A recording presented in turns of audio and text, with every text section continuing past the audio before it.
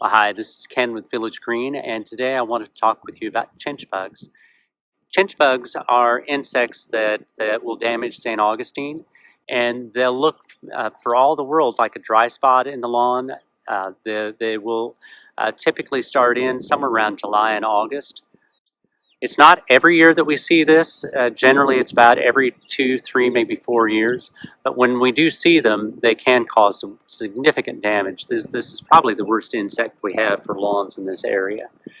A lot of times, not always, but a lot of times they'll start in next to concrete because that's a really dry area because it's radiating the heat.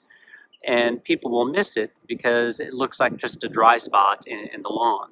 So if you see a spot in the lawn, and you may notice that it seems to be getting a little bit larger as time goes on, do check your sprinklers. But if there's any doubt at all, then the best thing to do is to apply a product called diphenthrin.